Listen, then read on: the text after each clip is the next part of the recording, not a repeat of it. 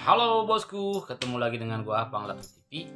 Kali ini gua akan ngebahas tentang pedagang pemula ya. Tapi jangan lupa subscribe bosku. Di sini gua akan bercerita tentang pengalaman pedagang pemula. Pasti rugi. Nah, pasti rugi bosku ya. Kenapa? Di sini gua akan ambil analoginya tukang bubur ya. Ada tukang bubur, dia mau jualan dan mencari lapak baru ya. Di lapak baru itu namanya juga baru, pasti banyak yang belum tahu ada tukang bubur. Sementara tukang bubur ini dia akan memasak bubur sesuai dengan takaran yang dia bikin ya. Pasti setiap sorenya ada sisa dong.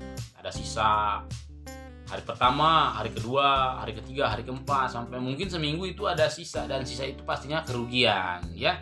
Belum lagi biaya makan dia, minum dia, dan biaya kehidupan biaya dia sehari-hari ketika dia berjualan. Tetapi setelah minggu pertama, minggu kedua, dan minggu ketiga, dan seterusnya, itu pasti akan ada yang tahu.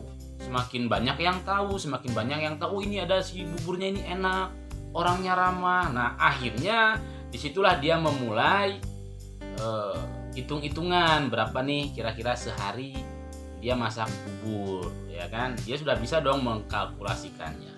Sama seperti kita berjualan online bosku, cuman syukurnya kita berjualan bukan barang basi ya. Kita jualan bukan barang yang busuk. Nah, kenapa di sini gue bilang rugi?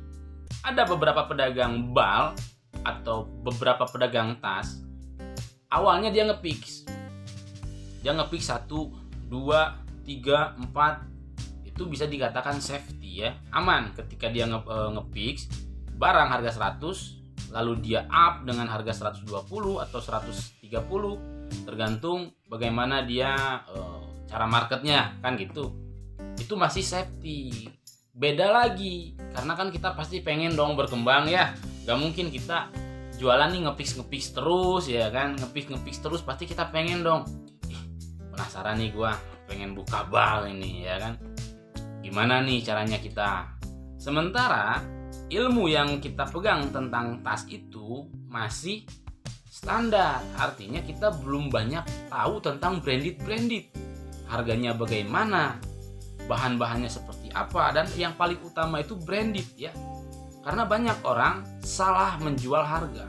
Ketika barang yang harganya harusnya 1 juta lebih, dia jual 200, dia jual 300. Banyak yang begitu ketika dia belum tahu branded. Nah, di sini gue bilang rugi. Kenapa? Ketika dia bongkar bal, dia bongkar bal nih ya kan. Dan dia itu online-nya itu buka di marketplace Shopee. Nah pasti dong ya kan. Di dalam bal tas ini seperti ini, isinya 100 lebih. Pasti banyak branded macam-macam. Jangan salah, gue sendiri saja sampai sekarang banyak branded yang belum kita ketahui, yang ternyata harganya tinggi ya, yang ternyata itu tas sultan, apalagi yang baru-baru. Bingung dong ya kan, ini harganya berapa, pasti ruginya kenapa ya? Itu pasti akan salah jual, itu pasti akan mengalami. Semua pedagang pemula pasti akan mengalami yang namanya salah jual branded pertama. Dan yang kedua, ruginya kenapa? Di waktu ya. Di saat pedagang pemula, penjual pemula, dia terjun ke dunia marketplace online shop, pasti dong kita butuh yang namanya followers ya. Kalau followersnya hanya ratusan, itu pasti lama dong. Habisnya kan lama. Jadi hitung-hitungannya begini bosku. Kalau dalam satu bal ini habis dalam waktu 1 bulan, itu rugi. Ya, habis 1 bal ini dalam 1 bulan itu rugi. Kenapa?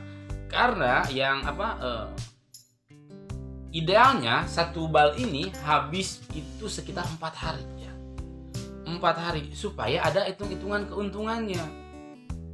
Pasti dong ya kan. Setiap hari kuota dan lain sebagainya lah gitu. Kalau gue pribadi ini 1 bal bisa habis dalam 1 hari. 1 hari ini bisa kita habiskan. Kenapa? Karena kita sudah banyak follower kita sudah ya mungkin di atas 6 ribuan ya.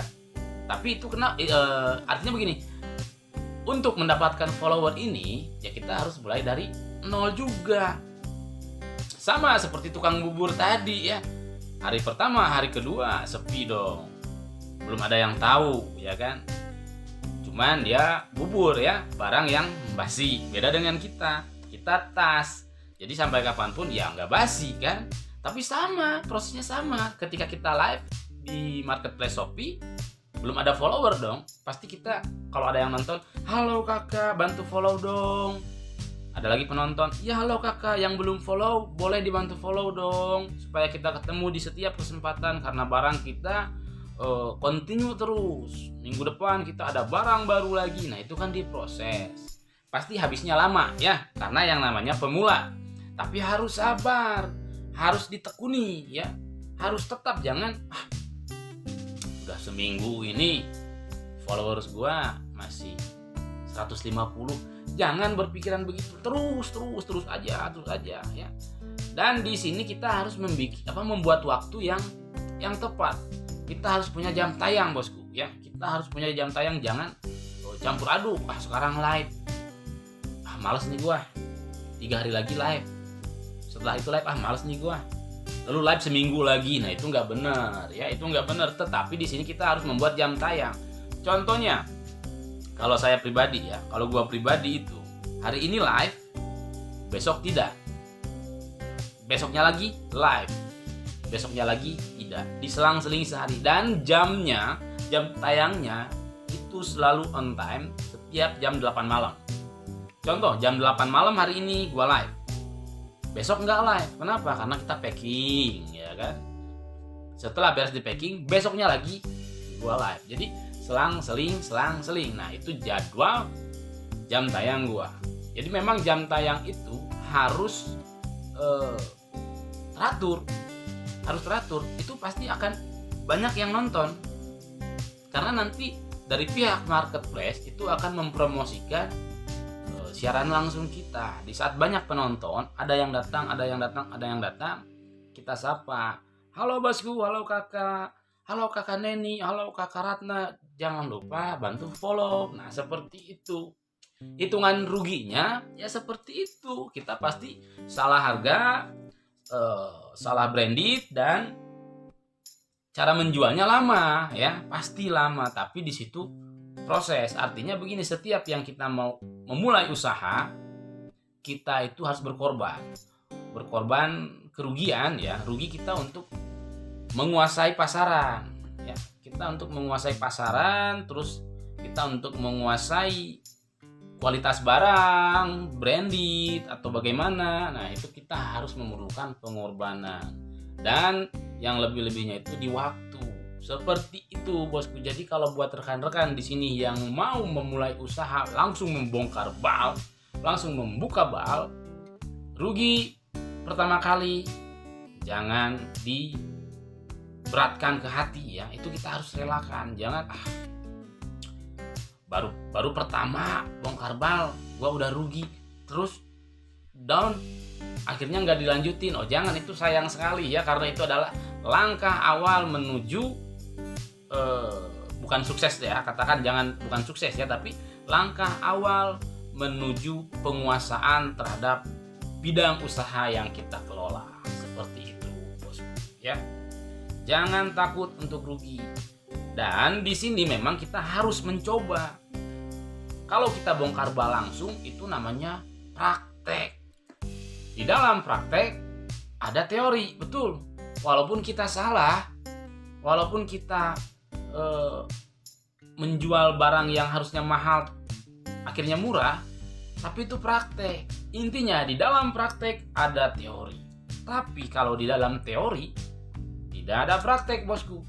Praktek dulu ya, baru kita mengetahui teori. Jangan teori dulu lah. Kalau zaman sekarang kita harus benar terjun langsung aja. Pertama mental kita siapkan gitu. Ya jangan terlalu banyak teori. Kalau teori ini, tapi tidak ada praktek, hasilnya nol sama sekali. Tetapi ketika kita praktek langsung, bongkar bal, salah harga 1, 2, 3 tas, 4 tas nggak apa-apa, tapi untuk kedepannya kita sudah hafal, betul. praktek, dap. Walaupun lama penjualan kita, tapi itu proses menuju bagaimana kita menguasai market kita, ya. Jadi seperti itu bosku ya. Jangan takut untuk rugi ya. Jangan takut rugi. Rugi di awal, untung berikutnya ya, begitu maksudnya ya. Rugi di awal, untung berikutnya. Oleh karena itu jangan lupa di like, komen, dan subscribe. Gua Panglatut TV. Salam sukses, salam sehat Indonesia. I love you all.